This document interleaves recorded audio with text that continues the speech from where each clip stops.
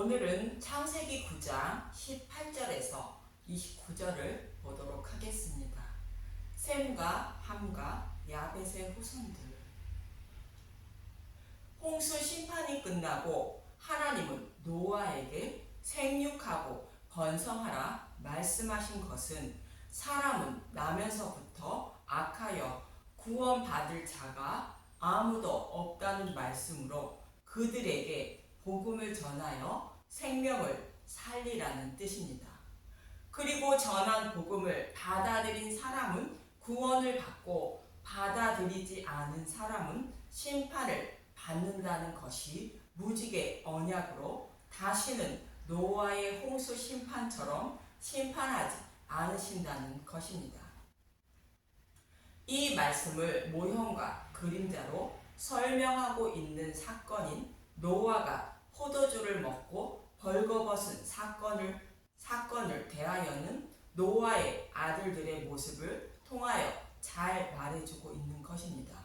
벌거벗은 노아는 심판받아 마땅한 저와 여러분의 모습을 말하고, 셈은 벌거벗은 우리의 죄를 덮어주시는 예수님의 모습을 말하고, 아벳은 자신의 벌거벗은 몸을 덮어주신 예수님을 믿는 사람들을 곧 교회를 말하며, 함은 자신의 죄를 덮어주신 예수님을 배척하고 자신의 의로 구원을 받으려는 자들을 말하는 것으로 율법적인 신앙을 가진 사람들을 말합니다.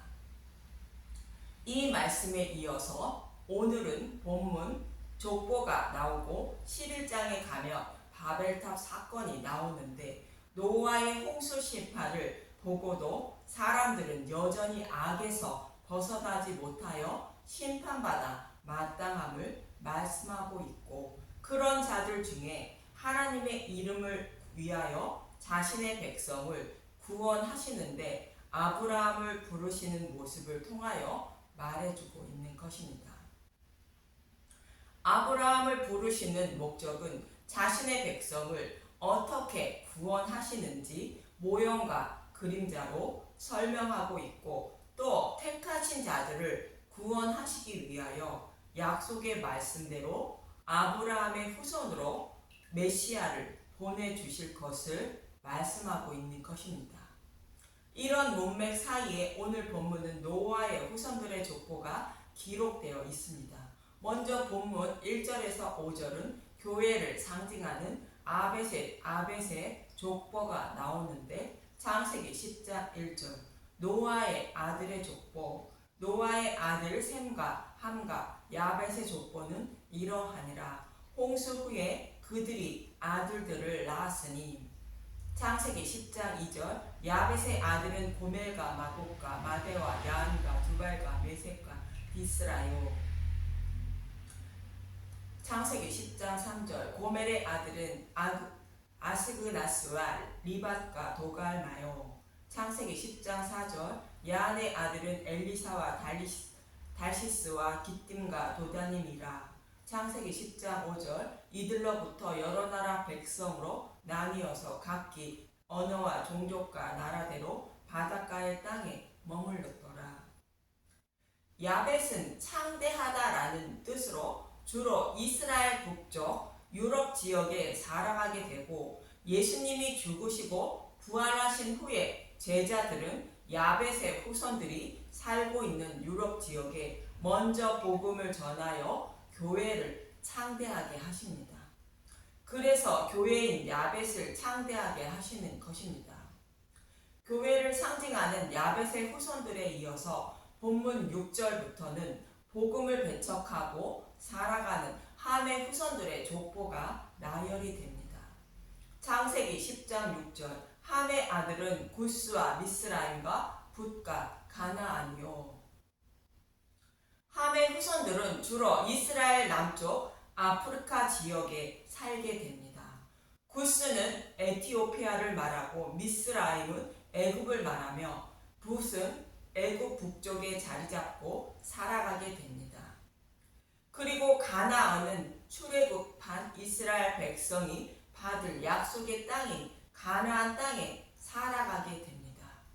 가나안의 멸망은 장차 예수님의 재림 때에 복음을 받아들이지 않는 자들이 심판을 받아 진멸당하는 모습을 모형하고 있는 것으로 모두 지옥불에 던져지게 되는 모습을 그리고 있습니다.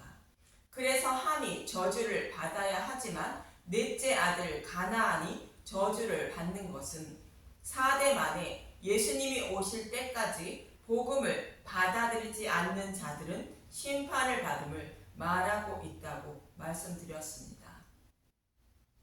창세기 10장 7절 구스의 아들은 스바와 하율라와 삽다와 라마와 삽드가요. 라마의 아들은 스바와 드단이며 구스가 또 니므롯을 낳았으니 그는 세상의 첫 용서라. 그가 여호와 앞에서 용감한 사냥꾼이 되었으므로 속담에 이르기를 아무는 여호와 앞에 니므롯같이 용감한 사냥꾼이로다 하더라. 그의 나라는 시날 땅의 바벨과 에렉과 악각과 갈레에서 시작되었으며 함의 아들 구스가 니므롯을 낳았다고 하는데 니므롯이 파괴자라는 뜻을 갖고 있고 바벨탑 사건을 주도하게 됩니다.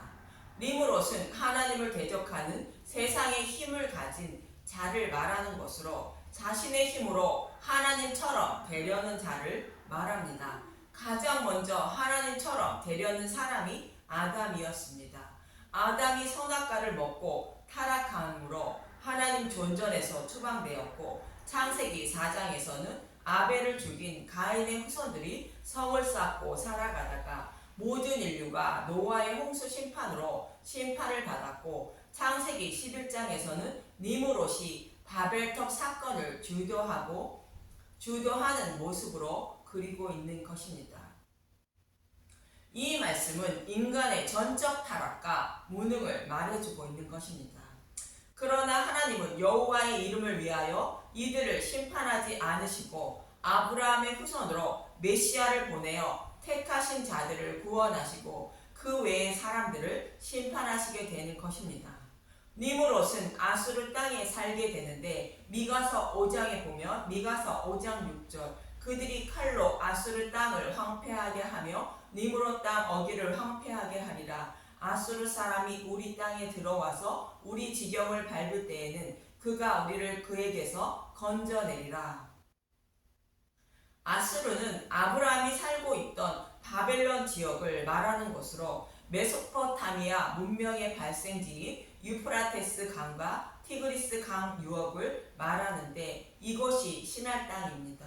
바벨론의 의미는 자신들을 창조하신 하나님을 배척하고 자신들의 힘으로 낙원을 만들어 살아가려는 사람들을 말하는 것입니다. 저와 여러분이 살아가는 이 세상도 니므롯이 주관한 바벨탑을 쌓는 모습과 동일한 것으로 영적인 바벨론에 살아가고 있는 것입니다. 그래서 하나님은 바벨론은 이미 심판을 받았으니 바벨론에서 나오라고 외치고 있는 것입니다.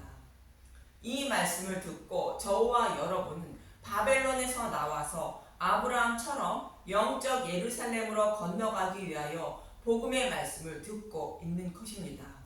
창세기 10장 11절 그가 그 땅에서 아수로로 나아가 니느웨와 느호보들과 갈라와 및 니느웨와 갈라 사이에 레센을 건설하였으니 이는 큰 성읍이라. 니므롯이 레센을 건설했다는 말씀에 레센은 재갈을 물리다라는 뜻으로 니므롯이 왕이 되어 자신의 말에 절대적으로 순종하는 자들이 살아가는 나라를 건설했다는 뜻입니다. 우리가 살아가는 이 시대에도 레센을 건설하는 사람들이 있는데 예수님을 믿는다는 사람들 중에도 있습니다. 복음의 말씀이 아닌 다른 복음을 전하여 자신의 말에 절대적으로 순종해야 구원을 받는다며 재갈을 물리는 사람들이 있습니다. 이런 사람들을 레센을 건설했다는 의미입니다. 이어지는 본문 13절부터 보면 창세기 10장 13절 미스라임은 루딘과 아나빔과 르하빔과 납두힘과 바두루짐과 가슬르힘과 갑도림을 낳았더라. 가슬르힘에게서 블레셋이 나왔더라. 이스라엘 백성을 괴롭힌 블레셋도 함의 후손임을 알 수 있습니다. 바알을 섬기는 이세벨도 함의 후손임을 알 수 있습니다. 창세기 10장 15절 가나안은 장차 시돈과 헷을 낳고 가나안의 장자 시돈의 후손에서 북이스라엘 아합 왕과 결혼한 바하신을 섬기는 이세벨이 나오게 됩니다.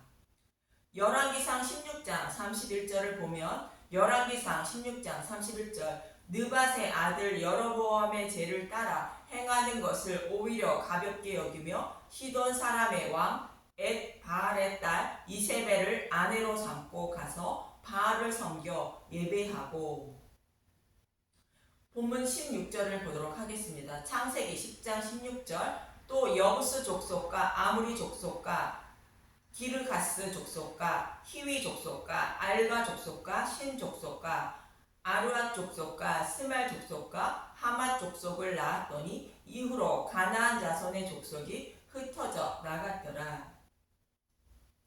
출애굽한 이스라엘 백성들이 기업을 받을 가나안 땅에 살고 있는 자들이 가나안의 후손임을 알 수 있습니다. 가나안 백성의 모습은 하나님을 배척하고 살아가는 자들의 모습을 말하는 것으로 가나안의 멸망은 최후의 심판을 받는 자들의 모습을 모용합니다. 창세기 10장 19절 가나안의 경계는 시돈에서부터 그라를 지나 가사까지와 소돔과 고모라와 아드마와 스보임을 지나 라사까지였더라. 이들은 함의 자손이라 각기 족속과 언어와 지방과 나라대로였더라. 가나안의 경계가 소돔과 고모라와 아드마와 스보임까지라고 말합니다. 가나안이 심판받아 마땅함을 말하고 있는데 복음을 배척하고 자신들의 소견으로 생각하여 하나님 나라에 도달하려는 자들의 모습을 말합니다. 참고로 소돔과 고모라와 아드마와 스보임은 동성애를 하여 유황불로 심판을 받는 자들인데 복음을 전하여 생육하고 번성하라는 여호와의 하나님 말씀을 배척하고 자신의 소견대로 해석한 다른 복음으로 생육하고 번성하려는 자들의 모습을 모형하고 있는 것입니다. 창세기 2장에 나오는 아담의 갈빗대로 여자를 만들어 부부가 되는 복음을 배척하고 자신의 열심과 노력으로 그리고 이 땅에서의 쾌락을 얻을 목적으로 예수님을 전하려고 따르는 자들을 말합니다. 이런 자들은 반드시 지옥불에 던져짐을 말씀하고 있는 것이 소돔과 고모라의 심판인 것입니다. 이처럼 심판받아 마땅한 자들이 살아가는 삶을 함의 후손들의 삶을 통하여 잘 말해주고 있는 것입니다. 그러나 하나님은 이렇게 함의 후손들과 니므롯이 다스리는 바벨론에 살아가는 자들 중에 택하신 자신들의 백성을 불러 영적 예루살렘 땅으로 인도하시어 구원하시게 됩니다. 본문 21절부터 보면 예수님의 계보인 셈의 족보를 나열하고 있습니다. 창세기 10장 21절 셈은 에벨 온 자손의 조상이요 야벳의 형이라 그에게서도 자녀가 출생하였으니 셈의 후손들은 이스라엘 동쪽에 흩어져 살아가게 됩니다. 셈은 에벨 온 자손의 조상이라 말하는데 에벨은 본문 24절에 아르박삿의 셀라를 낳고 셀라는 에벨을 낳았다고 말합니다. 에벨은 셈의 4대 손이라 말씀인데 에벨 온 자손의 조상이 되었다고 말하는 것은 셈의 후손으로 예수님이 오실 것을 말하고 있는 것입니다. 에벨은 히브리 족속을 상징하는 말씀인데 에벨은 에베르 건너가다라는 뜻을 가진 아바르라는 단어에서 유래된 것으로 건너편에 있는 자들이라는 뜻으로 하나님 나라 건너편에 있다가 하나님이 다스리는 나라로 건너온 자들이라는 의미인 것입니다. 자신의 죄로 인하여 하나님 존전에서 추방되어 살아가던 심판받아 마땅한 자들이 하나님 나라로 다시 건너온 자들이라는 뜻이 에벨이며 히브리인이 라는 뜻을 가지고 있습니다. 창세기 10장 22절 셈의 아들은 엘람과 아스루와 아르박삭과 롯과 아람이요 아람의 아들은 우스와 훌과 게델과 마스마며 아르박삭은 셀라를 낳고 셀라는 에벨을 낳았으며 에벨은 두 아들을 낳고 하나의 이름을 벨렉이라 하였으니 그때 세상이 나뉘었으며 벨렉의 아우의 이름은 욕단이며 벨렉은 쪼개다 나누다라는 뜻을 가진 필라그라는 단어에서 유래된 시내라는 뜻을 가진 펠레그라는 단어로 강 개울의 뜻으로 구원받을 자와 구원받지 못할 자가 나누게 됨을 말하는 것입니다. 하나님 나라로 강을 건너온 자와 건너오지 못한 자가 나누게 됨을 말합니다. 복음을 받아들인 자와 받아들이지 않는 자의 모습을 함의 족보와 셈의 후손인 에벨의 족보를 통하여 말씀하고 있는 것입니다. 창세기 10장 26절 욕단은 알모닷과 셀렙과 하살마와 예라와 하도람과 우살과 디글라와 오발과 아비마엘과 스바와 오빌과 하윌라와 요밥을 낳았으니 이들은 다 욕단의 아들이며 그들이 거주하는 곳은 메사에서부터 스발로 가는 길의 동쪽 산이었더라. 메시아가 곧 예수님이 동쪽에서 오심으로 셈의 후손들이 오실 메시아를 소망하며 살아가는 모습을 말합니다. 창세기 10장 31절 이들은 셈의 자손이니 그 족속과 언어와 지방과 나라대로였더라. 창세기 10장 32절 이들은 그 백성들의 족보에 따르면 노아의 자손의 족속들이요 홍수 후에 이들에게서 그 땅의 백성들이 나뉘었더라. 이처럼 홍수 심판 후에 셈은 오실 메시아를 소망하며 살아간다는 뜻으로 이스라엘 동쪽에 흩어져 살게 되고 야벳은 교회를 상징하는 자들로 예수님이 오시고 교회를 창대하게 하시기 위하여 복음이 처음으로 전파되는 이스라엘 북쪽에 살아가게 되고 함의 후손들은 복음을 받아들이지 않고 오직 자신의 힘으로 천국에 들어가려는 자들의 모습으로 살아가게 되고 결국 심판을 받는 모습으로 성경은 말씀하고 있습니다. 그러나 하나님은 자신의 이름을 위하여 약속의 말씀대로 메시아를 보내주셔서 바벨론에 살아가는 자신의 백성을 부르시어 심판에서 구원하시게 되는 것입니다.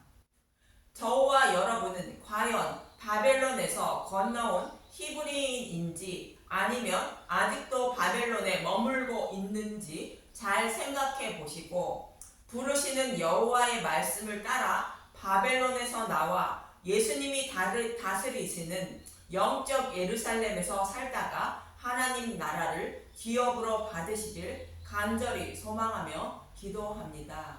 감사합니다.